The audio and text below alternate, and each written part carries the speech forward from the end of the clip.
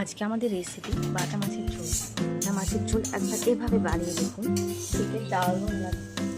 মশলাকে butter জন্য আমরা প্লেটে খুব সুন্দরভাবে মশলাগুলোকে সাজিয়ে নিয়েছি।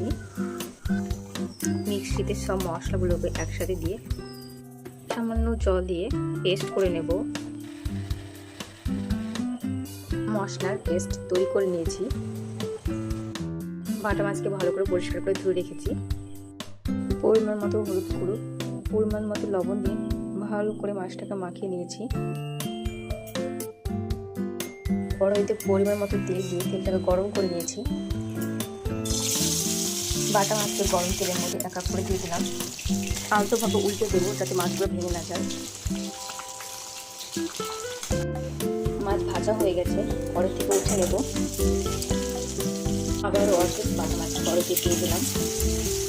আবারও আলতোভাবে বাটা মাছকে উল্টে পাল্টে ভেজে নিচ্ছি। বাটা মাছকে লাল করে ভেজে নিয়েছি, এবার কড়াই থেকে উঠিয়ে নিচ্ছি। মাছগুলো একসাথে না ভেজে অল্প অল্প করে আমরা ভেজে নিয়েছি। অল্প অল্প করে মাছগুলো ভেজে নিলে মাছগুলো ভেঙে যায় না, খুব সুন্দর ভাজা হয়। গরম তেলের মধ্যে আলুগুলো দিয়ে দিলাম। সামান্য পরিমাণ হলুদ, সামান্য পরিমাণ লবণ দিয়ে আলুকে ভালো করে ভেজে নেব। এবার আমরা মশলার সাথে স্বাদ মতো লবণ, পরিমাণ মতন হলুদ গুঁড়ো, সামান্য পরিমাণ লাল কাশ্মীরি লঙ্কা দিয়ে দিলাম। আলুগুলোকে লাল করে ভেজে নিয়ে কড়াই থেকে উঠিয়ে নিচ্ছি। আলু ভাজার তেলের মধ্যে আবার পরিমাণ মতন তেল দিয়ে দিলাম।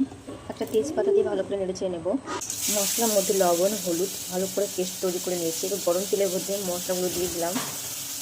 হালকা করে মশলা কষানো হয়ে গেছে, টমেটো কুচি দিয়ে দিলাম। টমেটো কুচি দিয়ে ভালো করে মশলাটাকে আবার একটু কষে নেব। তার সাথে ভাজা রাখা আলু দিয়ে দিলাম। আলুর সাথে মশলাকে ভালোভাবে কষিয়ে নিয়েছি। তার সাথে দিয়ে দিলাম সামান্য পরিমাণ গরম মশলা। আবারও ভালোভাবে নাড়াচাড়া করে নিলাম। আলু সেদ্ধ হওয়ার জন্য পরিমাণ মতো জল দিয়ে দিলাম। আবারও হালকা করে একটু নেড়ে নিলাম। এবার ঢাকা দিয়ে দিলাম।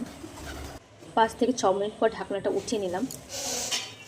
একবার ভালো করে নেড়ে নিলাম। আলু সেদ্ধ হয়ে গেছে, এবার ভাজা মাছগুলো দিয়ে দিলাম। ভাজা মাছকে ঝোলের মধ্যে ডুবিয়ে দেব। একবার নেড়ে ছেড়ে নিয়ে মাছগুলোর সাথে আলু যেন সেদ্ধ হয় তার জন্য ঢাকা দিয়ে দিলাম। 2 থেকে 3 মিনিট পর ঢাকনাটা উঠিয়ে নিলাম। আলু ভালোভাবে সেদ্ধ হয়ে গেছে, আর ঢাকা দেব না। গ্যাসটা কমিয়ে দিয়ে 2 থেকে 3 মিনিটের জন্য মাছের ঝোলটাকে ফুটিয়ে নেব। মাছের ঝোলের রেসিপিটি তৈরি হয়ে গেছে, এবার আমরা নামিয়ে নেব। এবার আমরা কড়াই থেকে নামিয়ে নিলাম। নতুন পদ্ধতিতে বাটা মাছের ঝোল রেসিপিটি যদি ভালো লেগে থাকে লাইক অ্যান্ড কমেন্ট করে পাশে থাকেন।